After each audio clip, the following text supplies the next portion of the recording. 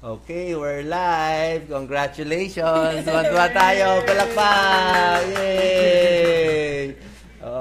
Tayo ang Dialysis Philippines Group, isang grupo ng dialysis patients. Kasama natin yung mga directors nila. Kasama natin si Nurse Cayo Ricera. Magandang umaga po. Nurse siya, pero Dialysis patient po. Dialysis patient siya at siya tumutulong. Isa siya sa mga director. Siyempre, kilala rin natin, President Ray Abacan. Good morning po. At Family Support Group. Ayan, Family Support Group. Good morning. Hi po. At si Doc Lisa sa likod. Bibigay namin po sa inyo yung mga magagandang tips para hindi kayo umabot sa dialysis, hindi kayo gumastos ng malaki. Sabi nga ni Ray kanina, mga 600,000 pesos a year dialysis pa lang. Pag-transplant, 1.5 to 2 million. Simple lang naman, iwas sa pagkain ng mga bawal at ituturo natin. So, Doc Lisa, kayo ni admin kayo. Magbibigay kayo muna ng 10 kidney tips. So, salamat po sa pag-share para maraming matututo. Yes, Doc Lisa. Actually, dito si Vince. Pwede na ako dito. May mga na-prepare na si Nurse Cayo, mga general tips para sa inyo, general kidney tips para maging healthy ang inyong kidney. So, ibibigay natin ang microphone kay Nurse Cayo. Magandang umaga po. Ito po yung mga tips na pwede natin gawin everyday para maiwasan natin ang sakit sa bato. Number 1 is nutrition. Kailangan natin kumain ng well-balanced diet po. Kailangan din po kasi na umiwas po tayo sa salty foods, fast food, yan, number 1. Maalat po talaga.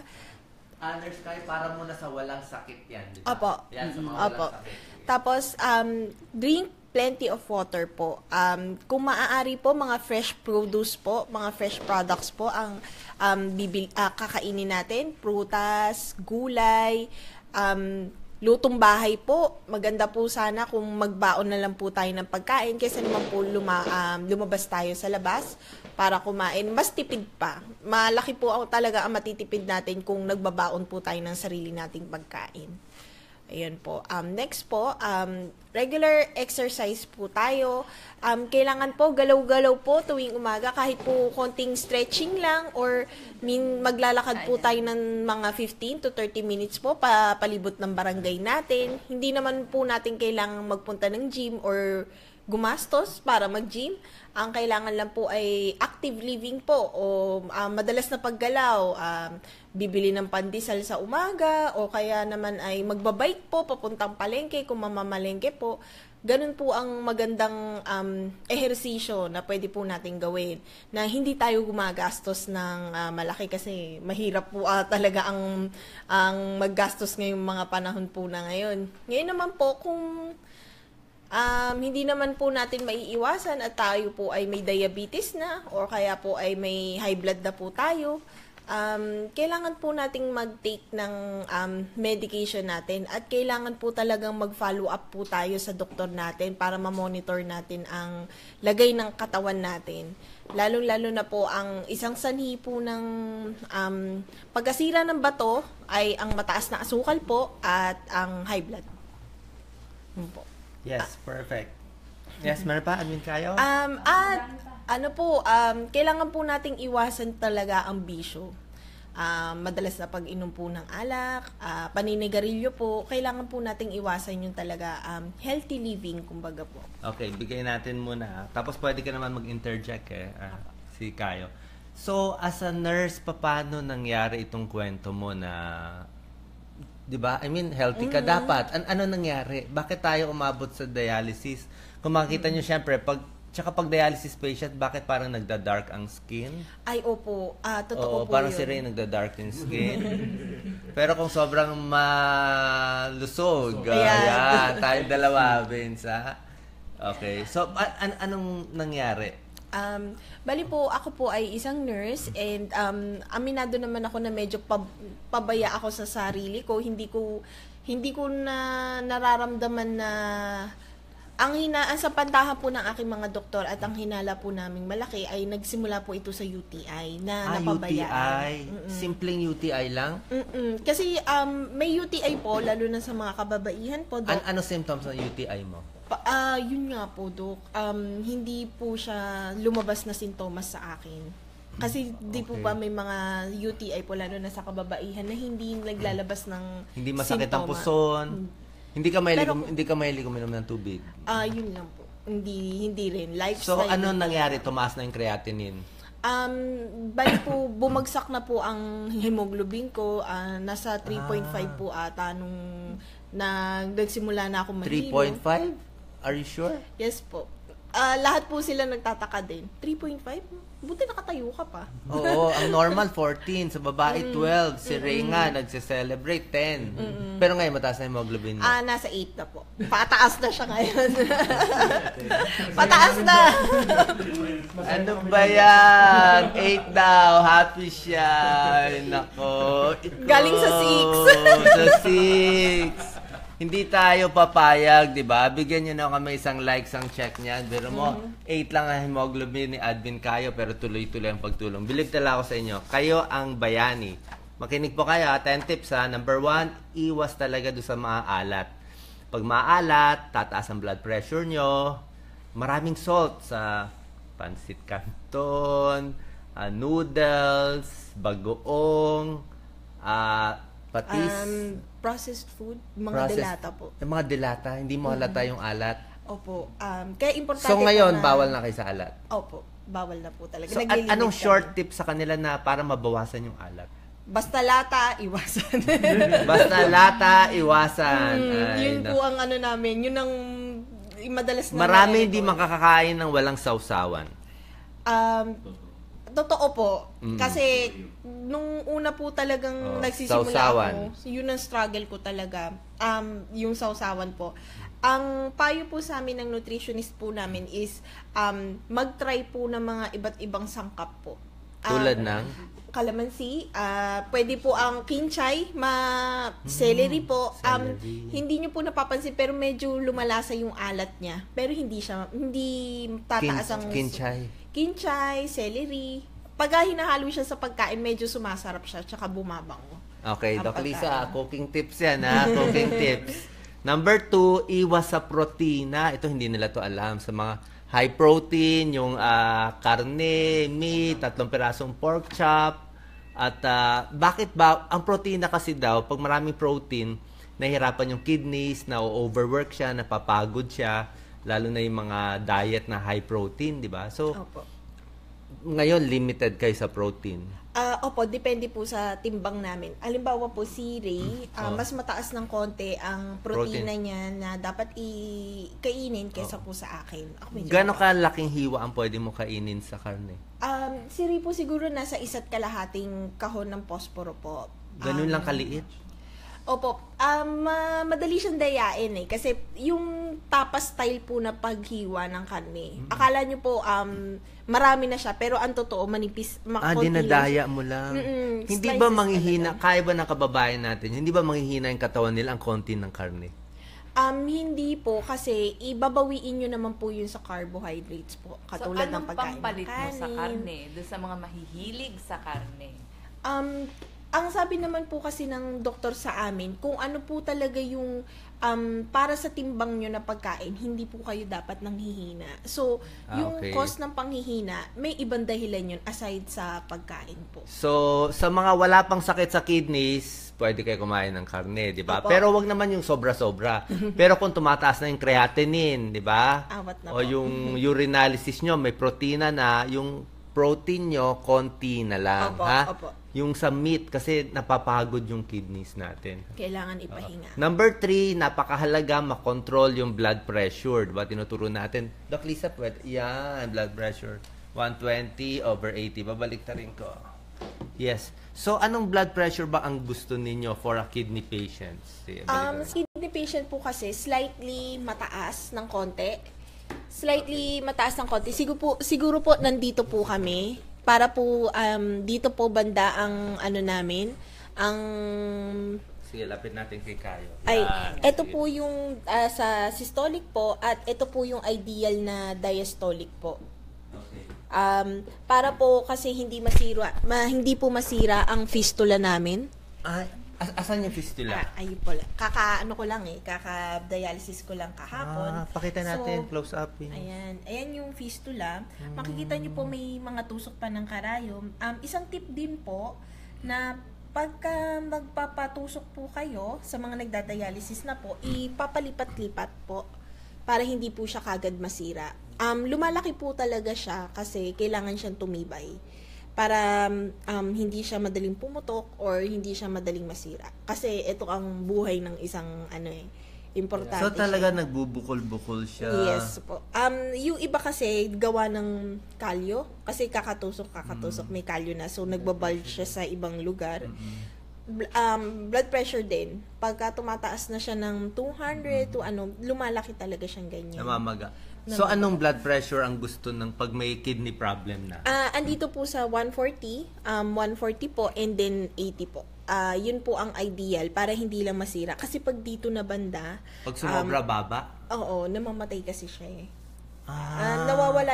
Kung mararamdaman niyo po, Malakas siya. oo, may Malakas siya. Maririnig ba to? Opo, marinig po yan. Tingnan natin, dinidikit ko yung mic. Tingnan natin kung maririnig yung... Nagbabibrate po. Naririnig kaya yung vibration? Marinig po yan. Comment po kayo kung narinig nyo yung vibration ni admin kayo. Lakas ng vibration. So, artery yan, pati vein, pinagdikit. Pinagdikit siyang ganyan. Tapos, i-connect dyan, papunta Dito po, sa dialysis pag ano, machine. Tapos, pagka lumikot na sa filter at nahugasan na ng solution, Oo, babalik ulit. siya dito. Or, pwedeng baliktaran. Vice versa. Okay. Depende sa... So, ito yung mga ideal BP nyo, mga 140, 80. Pero kung wala pang sakit, hanggang 120, 80, Ito lang po. gusto natin. So, medyo iba na pala pag tumataas. Tama po ito na dapat talaga mag-ingat kung ganito na siya. Okay. Tapos, number 4, yung blood sugar natin. Yan. Blood sugar natin. Kailangan ayusin. Yes. Kayo ba tumataas ang mga blood sugar ng mga Opo. diabetics? Ikaw? Hindi po ako diabetic pero tumataas siya kasi dahil po sa consumption ko ng asukal. So, minsan Nakita-kita na sa Burger King na sa araw. Anong klaseng pasyente yan? Nasa fast food. Kailangan po kasi magbawi. Kasi kakasalang ko lang nun tapos Sige, nagmarathon. pwede. Hindi mo kita pinapagalitan. Nakita lang kita sa fast food. Joke. Sige. So, kaya ang sugar mo, tumataas. Opo, tumataas po. Hindi siya normal para sa isang dialysis patient. Pero may pagkakataon po talaga na tataas siya. So, kailangan... Ang sugar mo rin magloloko pag nagda-dialysis, di ba? Kasi... Normally, ano nangyari? Bumabagsak? bago isa lang, siguro mga 2 araw bago isa lang, pataas na ang trend niya. Pero after mo, o kaya minsan nakasalang ka, bumabagsak siya. Isa siya sa mga cause ng cramps. Nagka-cramps kayo. Nagka-cramps. Pero marami pong cause kasi ng cramps eh. So, pag isang cause to ng nagda-dialysis. kidney failure, yung mga blood sugar nyo, ingat kayo, ha? Actually, ito po ang common. Ito yung number 1. Ano tips mo, admin kayo, as a nurse na yung medyo mga 125 na, mga kababayan natin na isip nila, wala mga naramdaman eh. Balanced diet po. Kung mataas na po ang asukal natin, kailangan na po natin tangkilikin ang ating mga kaibigan sa bahay kubo. Gulay po. Kailangan. Bahay kubo. Importante ang bahay kubo. At urinalysis, papakita natin. Yan, ito ang iyong expertise. Ano ba di ba magpapacheck tayo, di ba? Opo. So, anong nakikita natin dito? At, syempre, di ba? Ganito po kasi yan. Kaya po may mga lumalabas na po na ganito, asukal, protina, infection. Kasi po, tumatagas na po siya. Hindi na po siya napoproseso ng bato natin. So, ang problema, pag nasisira yung kidneys, tumatagas yung protein. Dapat wala ito. Opo. At nagiging mabula yung ihi eh. Dahil po So, dito. ikaw nagkaroon ka ba ng protein sa urine? Opo, nag-positive, usually kasi may number 1, siya 2, 3, 1, 2, 3, 4. Nung huling dialysis, huling urinalysis po, bago ako ma-dialysis, nasa 4 na po siya. Plus 4. Tapos, so, maraming mabula. Hindi naman po, hindi po siya ganun kabula. Oo. Pero, yung urinalysis talaga, 4 talaga. So, ano tips natin para hindi sila, maraming may UTI. Anong bang tips natin? Ang sinusulong po namin is to drink plenty of water, at least 3 or more. Kung may UTI po tayo, more than 4 liters po. Pero kung may 4 high blood, liters? opo, kung may high blood naman 16 po, glasses yan, parang marami. Kaya ba? actually hindi nyo po mapapansin. Pagka may isa pang pong Sasabayan tip niyo po ng is activities isa pong tip is magbaon po kayo ng water nyo, ng sarili nyo pong lalagyan. Si Admin Vince po, ang Tubig. lalagyan niya ng tubig is 1 liter po. Nakakadalawang ganun po siya sa pagka magkasama lang kami. Dalawang ganun na po yung naiinom niya. So, advice po talaga is plenty of water. Not juice, not coffee, not iced tea, Soft but drinks. water. Bawal sa inyo colored, di ba? Yes. Bakit bawal ang colored soft drinks? Usually po kasi Colored yung kulay itim, Apo. kulay brown. Oo. ang nasa Dark artificial flavorings po at saka mga preservatives po is mataas po sa phosphorus. Na magsasanhi po ng pagkasira po ng thyroid gland at ang pagkababa po ng calcium. Pag mababa po si calcium, marupok ang buto. Pwede ba kayo ng soft drinks na maputi? Pwede naman po, pero Pero- mataas din siya kasi sa potassium eh. So, umiiwas din yung iba. Pabaliktad. Dito tayo, admin kayo. Tingnan natin itong kidney model natin. Okay naman, Vince, ang connection natin? Yes, sir. Yes. Oo. Rinig na rinig. Yes, ito kay admin kayo. Ito ating kidneys. Alam na alam mo. Alagaan natin. Kanan, kaliwa. Mga 10 centimeters. So, ano nga nangyayari dito at paano nasisira pag nag-umpisa? Ayun po. Ang unang nag-uumpisa din po kasi is dito sa may bandang labas. Namamaga po siya. Okay. Namamaga siya. So, Namamaga tong kidney. dun po nagsisimula yung sinatawag na, kasi po ang UTI kasi is, ang UTI po kasi is, ano lang po muna, dito lang sa may daan, wala tayong ng pantog, pero dito po, Sa may bladder. pababa Oo, sa may pababa. bladder po, dyan po nagsisimula ang UTI, urinary tract infection po. Ngayon po, pag medyo paulit-ulit na si UTI po, at hindi na po siya nagdadala ng antibiotic po, kumakapit na po siya dito, unti-unti siyang pumapasok sa loob. Ang infection, yung Opo. mga bacteria, Opo. di ba? So, Tapos mamamaga siya. Mamamaga, sasakit. Opo, dun din magsisimula yung pagtagas ng protein at asukal. So, ang daming kababayan natin may UTI. Binabaliwala lang nila. Paano nila malalaman kung makikidney failure na pala? Dapat po talaga is, kung may history na po kayo ng kidney stone, at Kidney stone. Opo, dito po, usually dito. Dito sa Sa mga daanan. ganito, yan po. Diyan po naglalagi ang mga stones na gawa ng masyadong concentrated na ihi. Gawa din po ito ng hindi pag-inom ng tubig. Yes. So, pag sa UTI, ano bang treatment ninyo? Usually kailangan is- pa-check sa doktor, di ba? Yes For po antibiotics. talaga. Yes po talaga. Meron bang walang shortcut doon, di ba? Ay naman natin, wala po. syempre, antibiotic abuse, bawal naman yun. Opo. So, paano gagawin nila? Antibiotics po and advice ng doktor and water po. Dapat po talaga is namomonitor to kasi ito pwede itong bumalik eh. Pwede mag-normal siya. Oo, pwede siyang ma-restore yung function ng kidney basta maagapan lang po ng maaga. Tsaka napakaganda nitong renal corpuscle natin. Yan gumagawa ng ihi. Yan ang Di ba palitan dito sa ng palitan ng ihi. So, ano nga mga stages ng kidney failure? Stages 1 to 5 po. Yung function po natin sa kidneys po natin is 1 to 5. Yung ang masasabi ko lang po kasi ayoko na pong sabihin yung mga percentage po ng 1 to 5. Oo. Mas maganda po sana kung sa umpisa pa lang po maidala nyo na po siya sa doktor at maalagaan na pong mabuti kasi ang kidney failure po hindi na po natin nare-restore ito eh. Hindi na po to, ang sinasalba na lang natin pagka may kidney failure is yung natitira pong pag-function. Ito, mga nephrons. Opo, yung natitira na lang pong buhay na nephrons po, yun na lang ang isinasalba sa stages 1 to 3. Laging tinatanong ng kababayan natin, may mga nagtatanong, meron bang pampababa ng creatinine, meron bang pang-iwas ng dialysis, at paano ba bubuhayin ulit yung kidney? Paano ba magandang sagot? Okay, misconception po kasi talaga is pwede siyang ibalik sa dati. So once Nasira na siya, hindi na po siya maibabalik uli.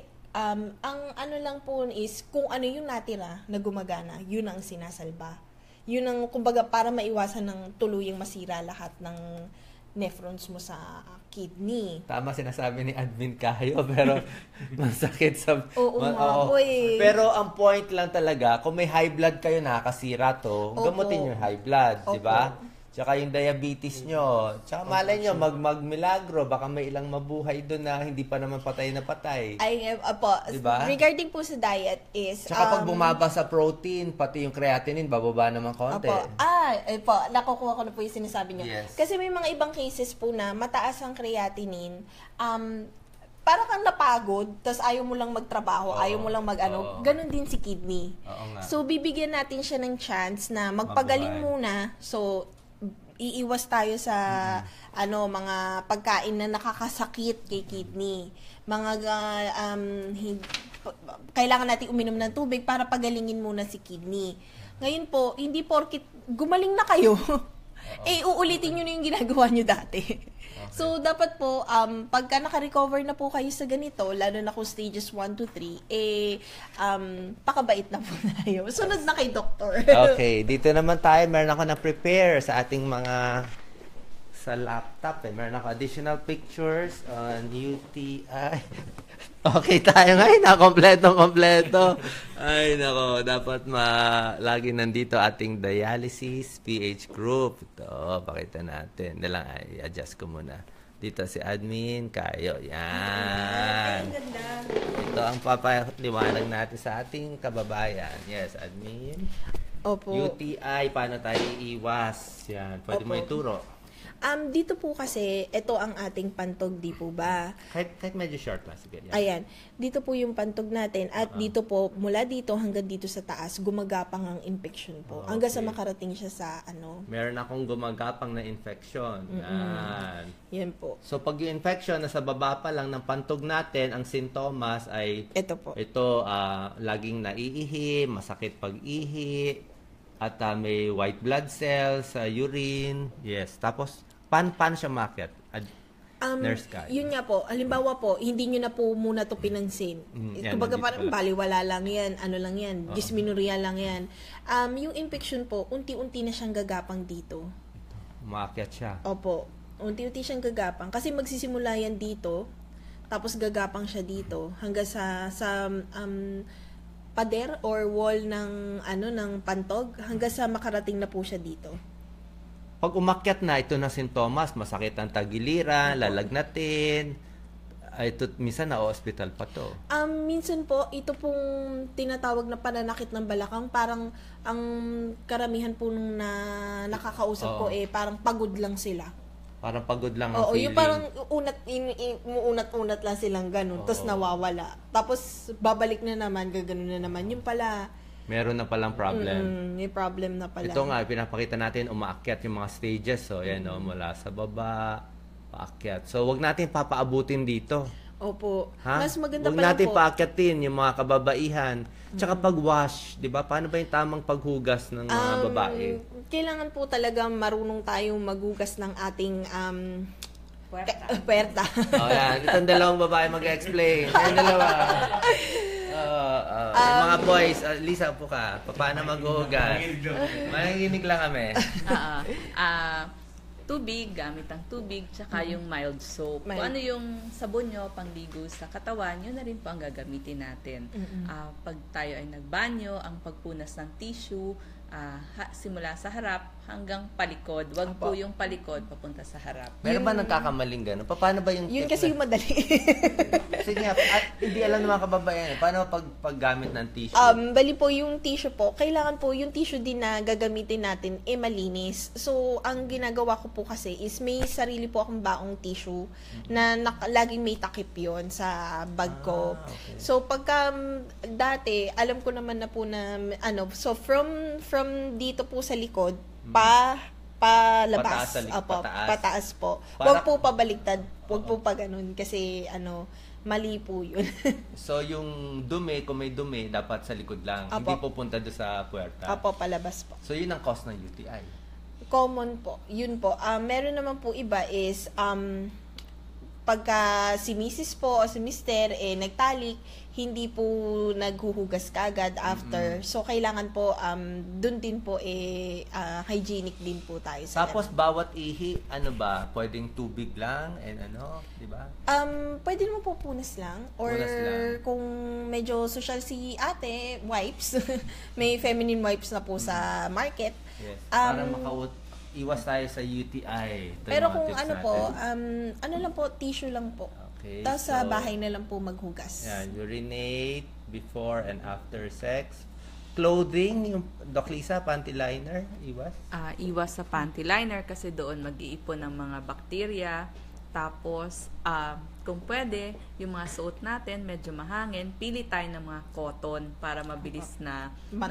natutuyo, lalo na pag tag-araw na, papawisan ka na ng husto. Okay, Nurse Kaya, explain mo nga to, yung para makaiwas sa UTI, inom na maraming tubig. Ito, nagpipigil ng ihi. Ano masasabi mo dito? Opo, number one po kasi yan. Kasi ang ihi natin, hindi rin naman malinis yan. So, kailangan hindi mo yan iniipon. Kasi dyan nagsisimulan tumaas yung dito.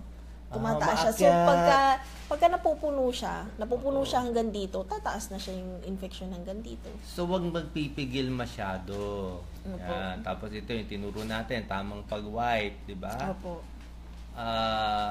Nagka-cranberry juice, may tulong ba? Yes po. May konting medical studies on cranberry ginagawa niya pong ninoneutralize niya po yung ihi natin para hindi po siya mag-form ng stones din po. Okay. Maganda po siya sa kidney stones. Ito, antibiotics. Tapos, meron ka bang tips? Common ba sa inyo yung leg cramps? Yes po. Yan po si ating Yes. lunges po kanina. Lunges. Squats, maganda din po siya. Para saan yung squats? Para po sa Kaya mo ba i-demo? May demo Uy, may demo pala siya. May demo siya. demo. So, alam nyo na, sa UTI, iingatan natin. ngayon po, kung wala naman masyadong pader sa dialysis unit po, kasi dapat po ito bago mag-dialysis po Ay, may demo silang dalawa. Opo, Sige, okay. Pakita natin. Pakita po ng sturdy na chair. Wala Kahit nga. ano pong chair. Kakabitan muna natin ng mic, si admin. Yan. Kahit ano pong chair po sana na sturdy, yung hindi po kayo bubuwal. Wag po wheelchair kasi may umano po ng wheelchair dati hindi po naging magandang resulta po. Gumulong po. Sige.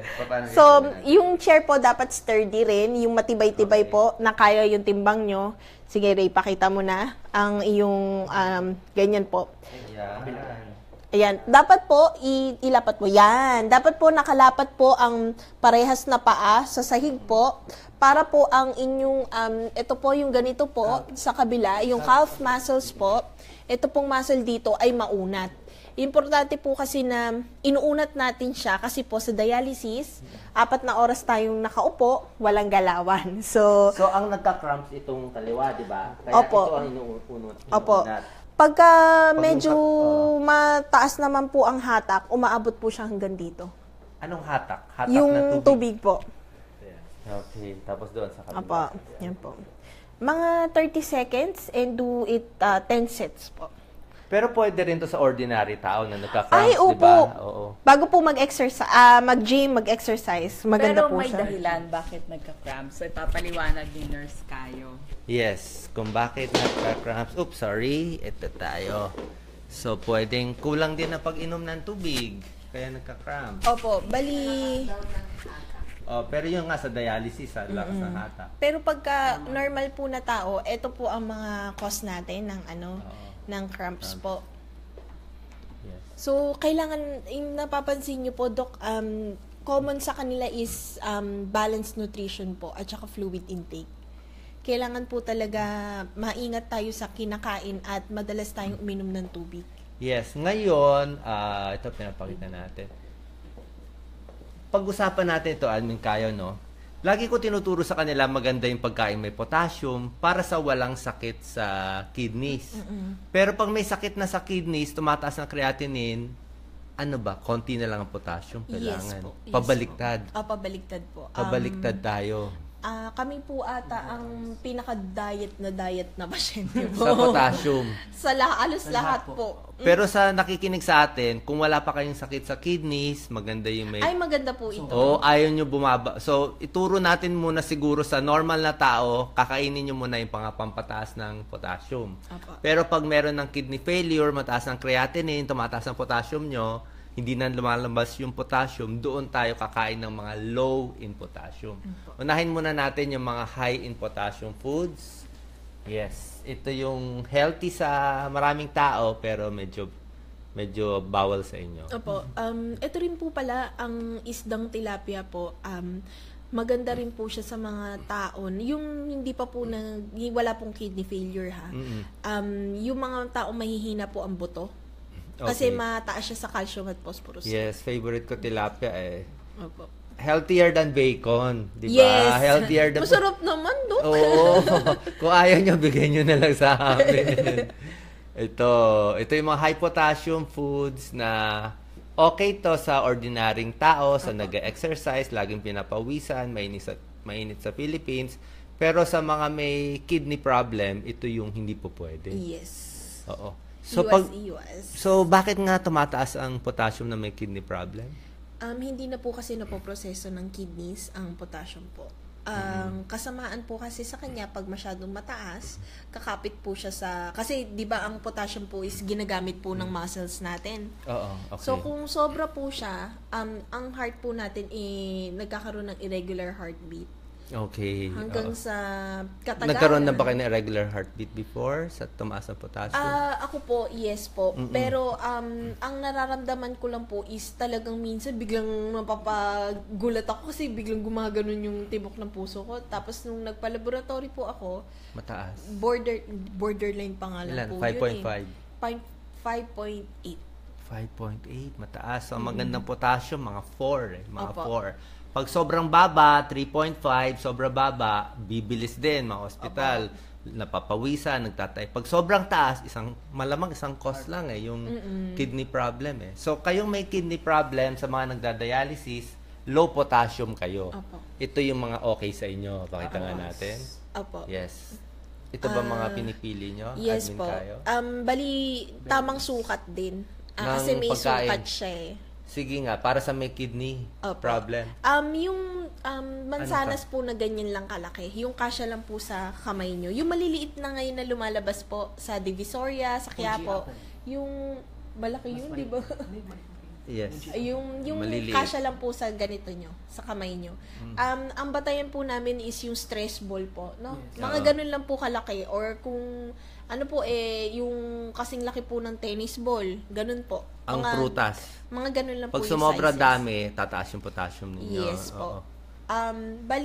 Mali rin po na konsepto yung porket mababa ang potassium ng ganitong pagkain. Pwede na kainin lahat. Opo, konti, may sukat po yan. Kaya, ganun din po yun. Tataas din yung potassium natin. Pagdating sa mga tableta, yan ang mga common questions nila, di ba? Alam ko, bawal ang pain reliever. Pag sobra daming pain relievers, alam ko, may kilala ko, nagkakos ng kidney failure. So, ano bang mga tips mo dito? Di ba, yung mga...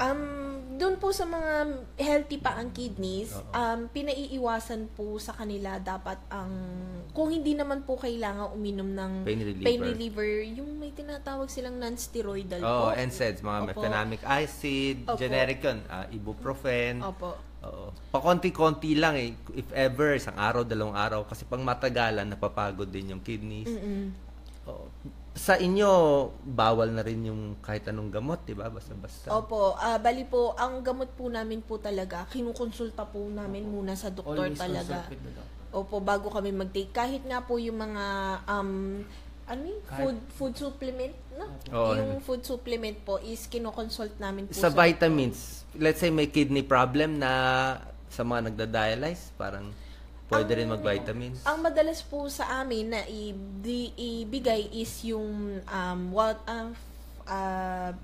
B-complex po, vitamin E at vitamin D. Para po sa calcium at phosphorus balance, ang vitamin D po. Ang vitamin E naman po is para sa balat kasi madalas matuyo ang balat namin. Bakit natutuyo ang balat ng kidney patients? Isa pong dahilan is dahil po sa toxin sa katawan na malakas makatuyo. So, sa'yo hindi ka na nakaihi? Hindi na po. Wala nang urine? Opo, wala na po. Karamihan Zero amount? Karamihan po ng dialysis patient is minimal to none talaga. Ang urine? Ikaw rin, lalaki, Ray? babae. Minimal po. Meron pa naman po, kaso konting-konti lang. Sa umaga. Sa umaga. O kaya ganoon. bago mag Yes. siguro mga 2 araw bago mag-dialysis. So, bigyan natin sila ng mga final tips, Doc Lisa. Tingnan natin yung mga question. Baliktarin ko lang dito. Yan. Salamat sa panonood. Babasahin natin yung mga questions ninyo. Thank you very much. Dito tayo, Vince. Pwede tayo sama-sama. Sama-sama tayo. Salamat. Kompleto kami. Ang dami-dami namin. Naoperahan na daw siya at natanggal na yung isang kidney niya. Paano na daw yon? One kidney. Pwede pa naman Okay po yun, di ba? siya. One kidney. Opo, pwede, as long as healthy si nag-iisang kidney, okay pa po yun. Yun nga lang po, doble ingat na lang tayo sa kinakain natin. Kailangan po na monitor na ng doktor ang lagay nyo. Ang ma-advise po namin is regular at kung ano po yung frequency ng urinalysis na i-advise po ng doktor natin, sundin na lang po natin kasi So, ang yun check-up is mamomonitor urinalysis, creatinine, ano yung mga basic? CBC, of Okay. course, urinalysis po, and yung tinatawag nila na renal panel. Renal panel. Opo, kasi ano siya, Kompleto na. set, na function po ng kidney natin. Yes. So, salamat sa panonood. Yung mga tips natin ha, salt intake, yung protein, blood pressure, co-control, blood sugar, at ingat din sa mga CT scan and MRI dyes, di ba? Bawal yung mga dyes. Opo, Mga usually procedure. po kasi Oo. may incident na po akong narinig nun before na may sakit pa po siyang iba other than po sa tumor po ata sa bituka. So, kailangan niya magpa-CT scan na may dye. So, kapag ganun niya, regular check-up, Correct. kailangan din may monitor na Nasira. nadali rin ng kidney. Kasi Yun na may nga allergy pala siya doon. So, yun din ang isang tip. Bago kayo mag-CT scan, MRI, angiogram, papacheck kayo sa kidney doctor kung hindi naman kailangan. Baka minsan, yung kidneys kasi natin, pag nagkakaedad, humihina din. Opo. Nasisira pa Totoo. konti-konti dito sa mga dye. Depende. So, papaalam sa doktor. Opo, make sure po na allergy-free kayo sa Yes. mga dyes na ginagamit. Meron naman po mga option ng Yes. hypoallergenic na dyes. So, may final tips ka? Admin kayo? Ay, Yes? opo. Usually lang naman po sa mga kidney patients na po or dialysis patient po. Naka-face mask? Yes po. Kailangan niyo po muna malaman kung ano ang inyong dry weight or ideal body weight para makontrol niyo po ang inyong kinakain. And iwas na po tayo sa salty foods, processed foods. Ito po importante. Ano Lagi- lang pwede bilhin sa supermarket? Pwede naman po bumili ng mga, alimbawa po nagki-crave talaga kayo, pwede kayo kumain paminsan-minsan. Chocolate. Opo, depende sa, ayun pa po pala, depende yun sa laboratory results nyo. Kung mabait kayo, makakakain kayo ng gusto nyo. Pero wala nang Papayagan junk kayo. food. Ay, wala na po. Konti lang. Wala nang noodles. Noodles po, hindi. Para sa akin kasi, nagkakaroon ako ng migraine pag kumakain ako ng Fast ng food, saan lang MSG. pwede? Fast food po, kung hindi talaga po maiiwasan at doon lang talaga pwedeng kumain, tanggalin nyo na lang po yung balat ng manok. Hamburger. Cheese. Hamburger, 1/4. Yung ano po talaga, kailangan control. Hotdog. Bawal. French fries. French fries po, no salt. No salt. Tapos, Spaghetti. iwas na rin. Kasi mataas ang sodium at phosphorus content ng preservatives ng ano eh. Basta po kasi may kulay. Yung may mga artificial flavorings. May color. Artificial flavorings, Oo. artificial color. Yun po mataas kasi sa phosphorus. Ay, may artificial color. Di ba minsan may spaghetti pulang-pula. Mas maganda yung light color. Kaya ina-advise po namin na sa bahay na lang magluto. Last na lang sa mga seasonings. Ano seasoning para sa mga may kidney problem na? So, yung mga asin, ketchup ni rin Wag siya, na po di ba? tayong gumamit ng kutsarita. Yung pinch-pinch na lang po. Pero kung magsasawsawan po, hindi na po. Wag na po. Suka. Wag nang... Apple cider, suka. Apple cider and suka, pwede. Calamansi, with olive pwede. oil, pwede. Basta wag lang po marami. Kasi baka naman po tumungga kayo ng calamansi juice. Hindi naman po pwede. Ano lang po, unti-unti lang. Kasi Okay. mataas din sa potassium yun. So, sana nakatulong kami. Yan, pag weak ang patients. Paano daw ko nangihina? Last question. Paano ko nangihina after dialysis? Yung isang kababayan natin. Kailangan nyo po kumain. Kailangan nyo kumain afterwards. Afterwards. Or, Pwede. during po, pwede. Pero I advise po mga last minute na lang po. Ng ano po. Last minute na lang po ng dialysis. Kasi, misconception po kasi yun na habang dinadialysis, kakain ng bawal. Ganun din yun eh. Napalitan mo rin yung toxin na tinanggal sa'yo. Okay, maraming salamat. Final words, Anvin Cayo, sa ating mga nakikinig. Ingatan na po natin ang ating bato. Importante po talaga siya sa kalusugan ng buong katawan natin. So, alagaan po natin ito. Hi po sa nanay ko, dyan sa France. Admin. Ayan. Magandang umaga po sa inyo. Kami po ay nananawagan sa inyo na ito pong laban sa sakit na to, kailangan po natin sama-sama tulong-tulong po. Kami po sa Dialysis PH ay nababahala po sa pagdami po ng nagkakaroon ng kababayan nating Pilipino na nagkakasakit ng chronic kidney disease dahil po sa maling pagkain o pagpapabaya sa kalusugan. Kaya pinapaya po namin na regular na check-up sa doktor po. Yan. Tsaka tulungan niyo po kami, sumama po kayo sa amin. Makiisa po ka sa hikain po namin na magkaroon ng malusog na pangangatawan ang bawat mamamayang Pilipino. Maraming salamat po. Admin Vince. Admin Vince. Magandang araw po sa lahat po ng mga members at patients and relatives organization ng Dialysis PH. Tandaan lang po lagi ang pasyente para sa pasyente. Ginawa po ng Dialysis PH ang lahat para tulungan ang mga kapwa nating pasyente po. Muli, maraming salamat. Okay, dito tayo kay Vince. Last picture, last hi tayo sa kanila. Dito. Kaya Salamat po, Doc and Dr. for inviting thank us you. po. Maraming salamat, Doc Will, Mami, Daddy, Doc Nurse. Doc Nars, Doc Nars. Randy, lahat po ng admin. Sabay-sabay. Salamat sa pag-share ng ating video. Salamat sa pag-share. Salamat sa pag-share. Para maraming makanood, maraming magdarasal sa kanila. Ha? Opo. Hopefully, tuloy-tuloy hanggang kidney transplant at mabubuhay ng mahaba tayo lahat. Mabuhay po. God bless. Ingat po. God bless. Bye-bye.